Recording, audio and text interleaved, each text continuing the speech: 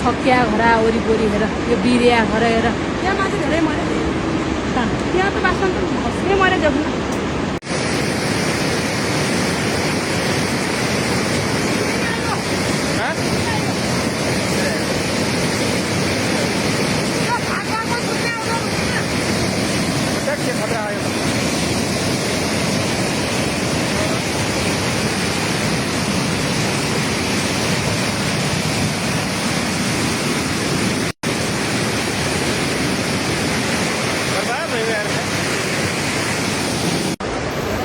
के हो कपडा हो भुडी हो यार यार भुडी हो भुडी मान्छेको होइन त्यो छाला भैँसी भेट्टी गएर देखियो तल छ तल हेर्नु न भैँसी लिएर त्यहाँ राखिदिएछ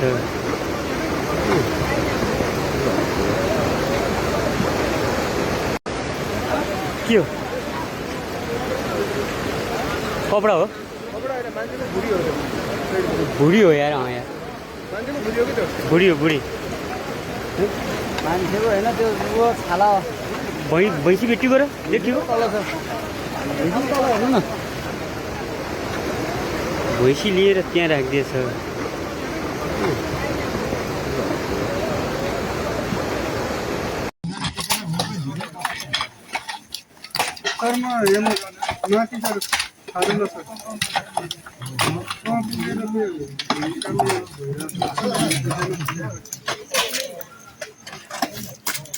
यो के हो जकेट हो र नयाँ हो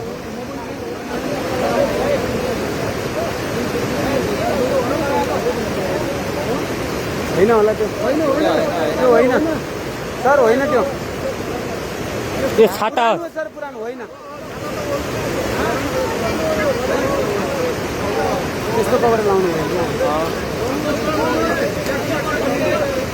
हो हो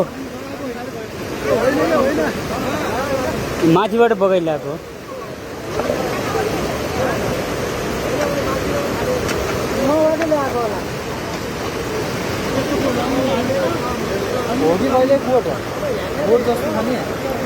इस्टकोट जस्तो छ इस्टकोट जस्तो छ जुवारी कोट जस्तो न कसो त्यो जुवारी कोट हो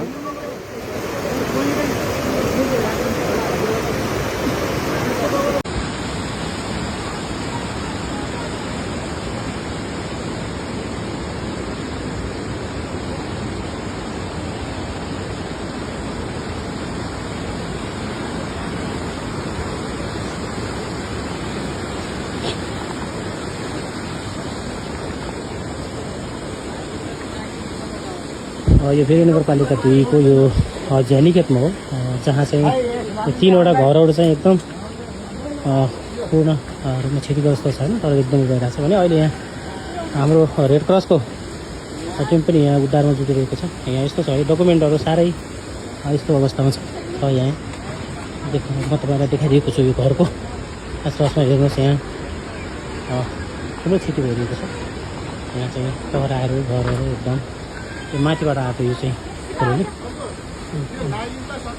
ल गइहाल्यो यहाँ बसिहाल्यो यहाँ चाहिँ यस्तो अवस्था छ घरको आँगनहरू यो डकुमेन्टहरू चाहिँ यस्तो अवस्थामा छ यहाँ चाहिँ यो कोठाभित्र पनि यस्तो यो पानीको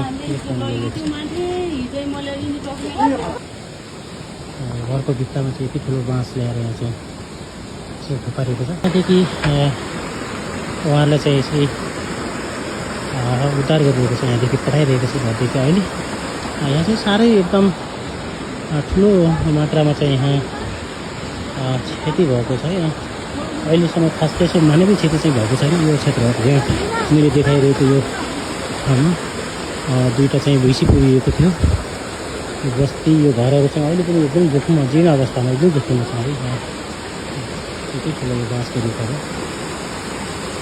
यो हिजो गएको यो अविरल वर्षाको कारणले यति ठुलो क्षति गरेको छ यो झ्यालीखेत क्षेत्रमा हो यो चाहिँ यहाँदेखि आएको यो पहिरोले यो माथिदेखि आएको छ पहिरो लगभग करिब 1 किलोमिटर 500 मिटर टाढादेखि आएको पहिरो हो यहाँ चाहिँ घरहरू चाहिँ एकदम जति अवस्थामा छन् सबैजना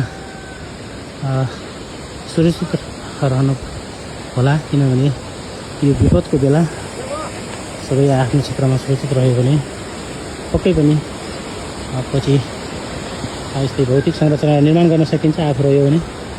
यहाँ चाहिँ पाल्लोपट्टिको यो झ्यालीखेतको यो माथिको हो है, यो हाम्रो कमल सरको घर नजिकै यो जहाँ हाम्रो कमल आचार्य सरको घर नजिकै त्यहाँ पनि ठुलो मात्रामा पहिरो गएको छ, तर झरेको छैन।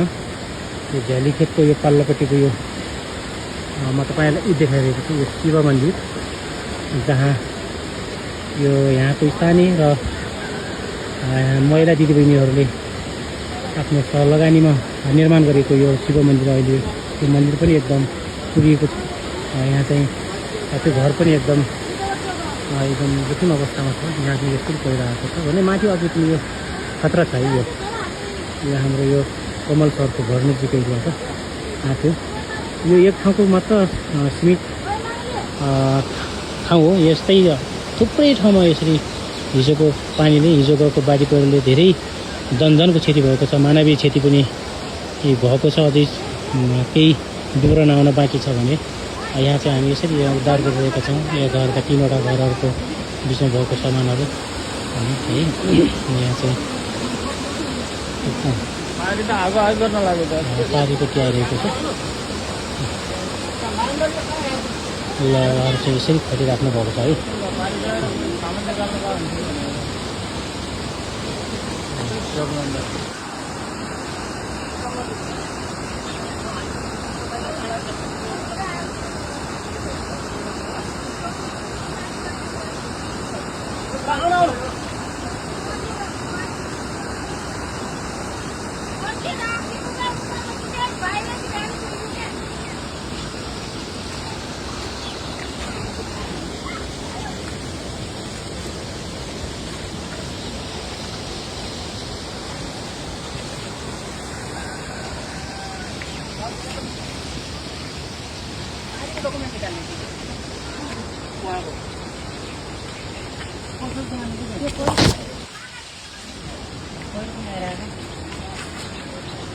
भारी आइरहेको के गर्ने हो त? चाहिँ यति ठुलो मात्रामा एकदम रुखहरू आएको छ है, देख्न सकिन्छ। विद्युतका पोलहरू चाहिँ यसरी लथालिङ्ग अवस्थामा छ।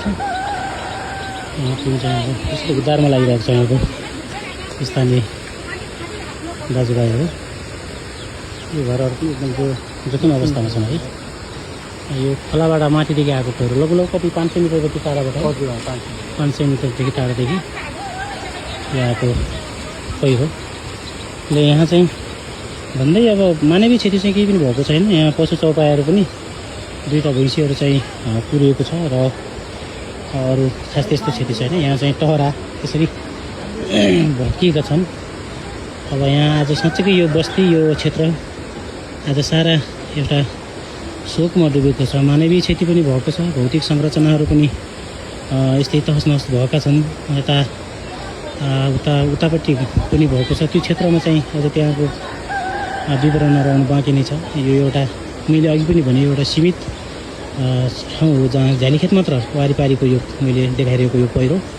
अब अन्य ठाउँमा त्यस्तो थुप्रै छ। हामी यहाँको स्थानीयवासीहरूलाई यहाँको जो घरमा बस्ने मेरो आदरणीय बधाई माइतीहरूलाई हामी चाहिँ यहाँदेखि उतार गरेर हामी रोटी जाँदैछौँ अब है। यहाँदेखि सबैजना गइहाल्नु पऱ्यो दिदीमाथि है, किनभने पहिला कुरा हामी आफू बचेपछि अरू कुराहरू पछि रहन्छ। यहाँ चाहिँ एकदम निकै जोखिम अवस्थामा छ है। भनेपछि एकदम यस्तै थुप्रै ठाउँहरू चाहिँ यस्तो क्षतिग्रस्त अवस्थामा छ। यहाँ एकदम यहाँको जनजीवन अस्तव्यस्त छ साह्रै, आज साह्रै। यहाँ चाहिँ निकै पीडादायक हाम्रो दुःख व्यक्त गरेर राख्नुभएको छ साँच्चीकै होइन। चाहिँ यसरी यहाँ चाहिँ उद्धार भइरहेको छ। यहाँको सरसामानहरू हामीले एक घरबाट अर्को घरमा सारिरहेको सुरक्षित स्थानमा हामीले यहाँ सहयोग गरेर राख्नुभएको छ। यहाँ चाहिँ चल्ला कुखुराहरू होइन सरसामानहरू चाहिँ हामीले यसरी ओसार पसार गरेको छ। यो पारिपट्टिको घरमा पनि एकदम त्यहाँ चाहिँ सामानहरू थुप्रै त्यहाँभित्र छ। डकुमेन्टहरू भन्नुभएको छ जे हिसाबले हामी त्यहाँ जाने प्रयास गर्दैछौँ सम्भवतः जान्छौँ।